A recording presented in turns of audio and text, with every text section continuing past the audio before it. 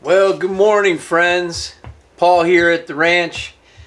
I got to go out and do some wood cutting today, so I'm going to get things prepared. I always spend a lot of time making sure before I go into the field that I make it as efficient as possible.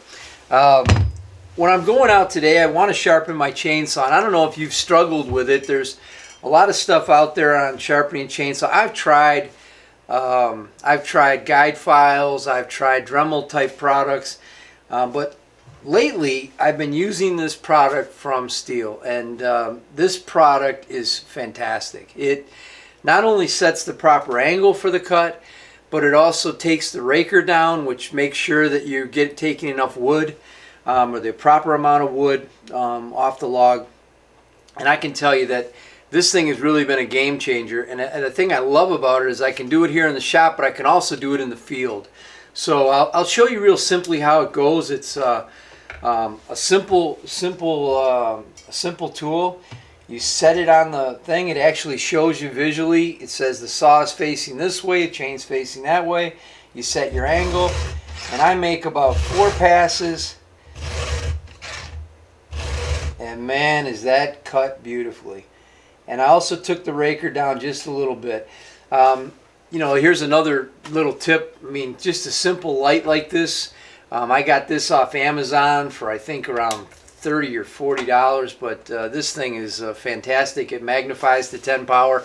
I can see right at the teeth and make sure that I'm making the proper cut. So this is something that'll really be a help to you when you're cutting wood, making your chain.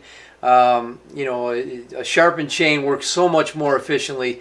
When you're trying to run a saw on a dull chain, you're just making your saw work way too hard, and it's way too inefficient.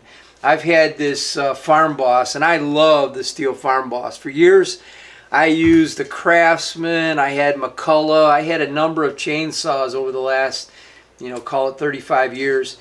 I finally broke down. I said I'm going to buy a Steel, so I went into a Steel dealer and I bought this Farm Boss, the 271, MS271, and boy, I have not been disappointed. This thing is an absolute treasure, and I don't cut. I'm not a tree follower. There's guys out there like Buck and Billy that do it for a living and all, but I do cut probably in the neighborhood of 2.5 to 3 cords a year, so. It's important for me to have a saw that runs well. A couple other things that I bring to the field. I always have a pair of gloves. Typically when I'm working on a chain, I'll have my gloves on. Just a simple pair of these gloves keeps me from getting cut in any way. The other thing I like to bring is a field vise. Now you see here I'm using this is about a 40-year-old Craftsman vise. I got some soft jaws on it, but this one works great in the field. So I can pound this into a log, sit on a stump, and sharpen away. And like I said, you're better off continually sharpening your saw and making sure that you're running it efficiently than letting it get dull. And being able to bring this into the field. This is a Steel 1290. I love this product, so highly recommend getting one of those in your wood box. And then obviously you always need to have a tool with you.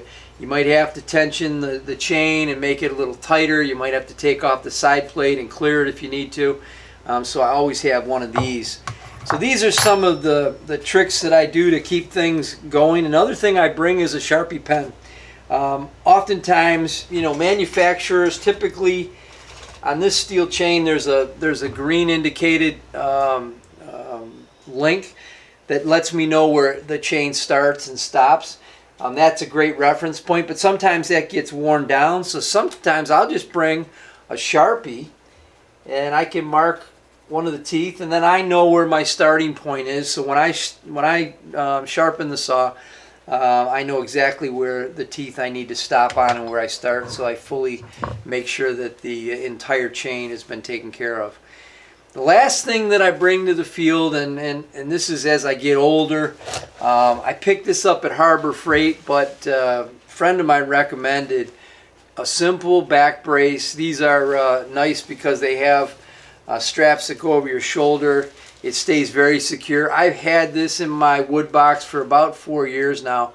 I do it preventatively. I don't have really back issues, but I find as I'm going lower or if I'm levering over a log on a peavey, this product is fantastic, and I don't think it costs but $10 or something like that. So there's a few things you can bring to the field. As always, stay safe, and thanks for watching.